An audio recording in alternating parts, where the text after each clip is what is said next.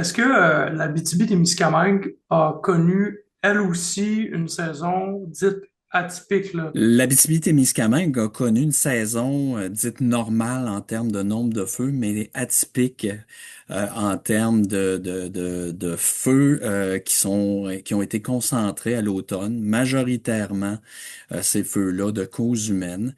Donc, on s'alignait au début de l'été pour avoir une saison historiquement basse, tranquille, et ça s'est renversé complètement. Donc, l'Abitibi-Témiscamingue, 59 feux cette saison. La moyenne est de 58 et 80% de ces feux-là ont été causés par l'activité humaine. En termes d'intensité, là, les feux, entre vous et moi, c'est pas nécessairement ce qu'on a connu il y a 2 ans. On a vécu moins d'intensité sur les feux. La saison où les feux sont le plus intenses, souvent on va parler de la fin mai, juin, début juillet. Et cette période-là était une période assez tranquille. C'est une période où on n'a pas vécu ces grands feux-là, comme par exemple ceux qui ont marqué l'imaginaire en 2023.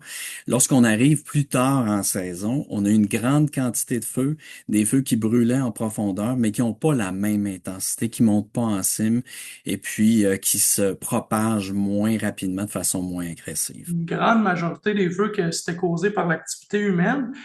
C'était du jamais vu, la campagne de prévention que vous faisiez cette année, là. Plusieurs publicités ont martelé le message. Est-ce qu'on est satisfait, somme toute, avec l'intensité à laquelle on a mis la campagne cette année? On a mis beaucoup d'énergie sur cette campagne-là, campagne de prévention où on ciblait trois comportements qu'on désire voir, qu'on on désire sensibiliser la population. Les trois comportements qu'on voulait changer, c'est nos trois causes principales d'incendie. Donc, on s'attaquait aux feux de camp mal éteints, aux mégots de cigarettes et au brûlage de rebut. On a fait appel à l'humoriste Sylvie Tourigny pour interpeller la population puis mettre en relief des comportements qui sont facilement corrigeables et puis qui nous permettraient d'éviter des feux de cause humaine.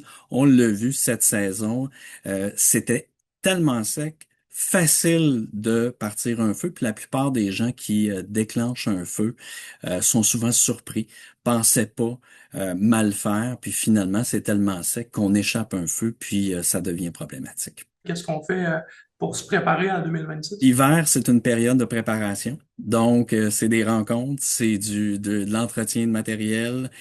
On se remet à niveau et puis on se prépare pour la prochaine saison. On va entrer dans une période de recrutement aussi pour la saison 2026. Donc, au cours des prochaines semaines, le concours pour différents postes, dont celui de pompier forestier, va être ouvert. Donc, notre saison, notre rythme de saison change complètement, mais notre focus, c'est pour la saison prochaine, à partir de maintenant.